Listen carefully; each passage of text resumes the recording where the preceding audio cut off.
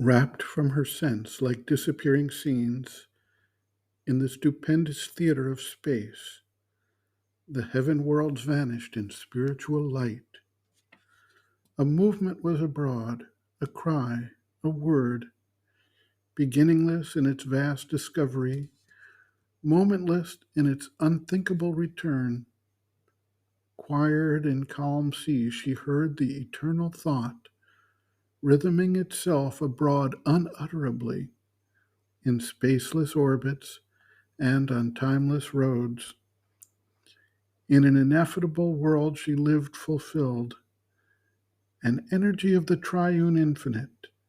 In a measureless reality she dwelt, a rapture and a being and a force, a linked and myriad motioned plenitude, a virgin unity, a luminous spouse, housing a multitudinous embrace, to marry all in God's immense delight, bearing the eternity of every spirit, bearing the burden of universal love, a wonderful mother of unnumbered souls. All things she knew, all things imagined or willed. Her ear was open to ideal sound, shaped the convention, bound no more her sight. A thousand doors of oneness were her heart, a crypt and sanctuary of brooding light appeared the last recess of things beyond. Then in its rounds the enormous fiat paused. Silence gave back to the unknowable all it had given. Still was her listening thought. The form of things had ceased within her soul.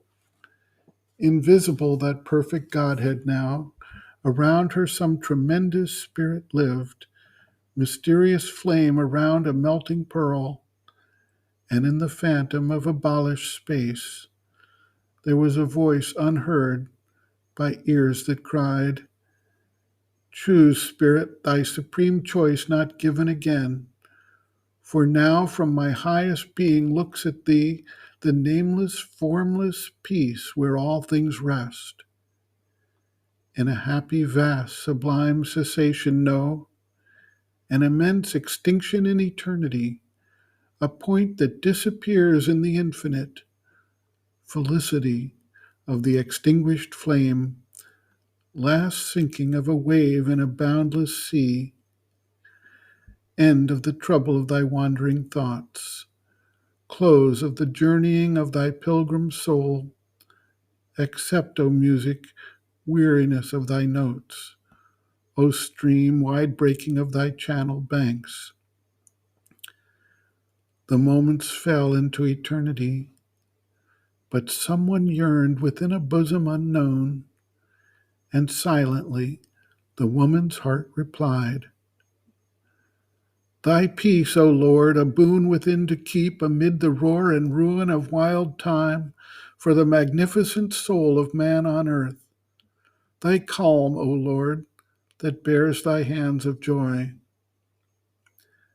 Limitless like ocean round a lonely isle, a second time the eternal cry arose. Wide open are the ineffable gates in front.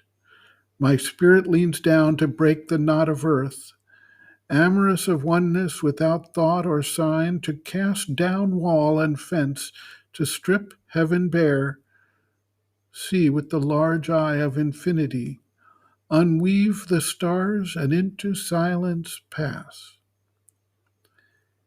In an immense and world-destroying pause, she heard a million creatures cry to her. Through the tremendous stillness of her thoughts, immeasurably the woman's nature spoke. Thy oneness, Lord, in many approaching hearts, my sweet infinity of thy numberless souls. Mightily retreating like a sea in ebb, a third time swelled the great admonishing call. I spread abroad the refuge of my wings. Out of its incommunicable deeps, my power looks forth of mightiest splendor, stilled into its majesty of sleep, withdrawn, above the dreadful whirlings of the world.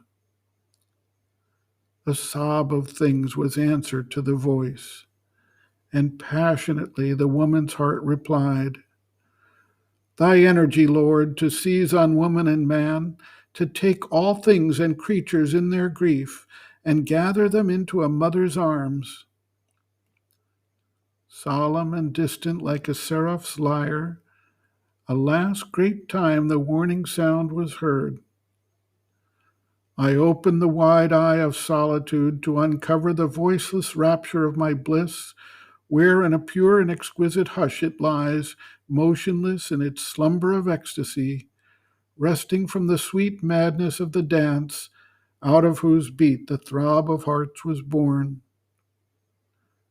Breaking the silence with appeal and cry, a hymn of adoration tireless climbed, a music beat of winged uniting souls. Then all the woman yearningly replied, Thy embrace which rends the living knot of pain, thy joy, O Lord, in which all creatures breathe, thy magic flowing waters of deep love, thy sweetness give to me for earth and men.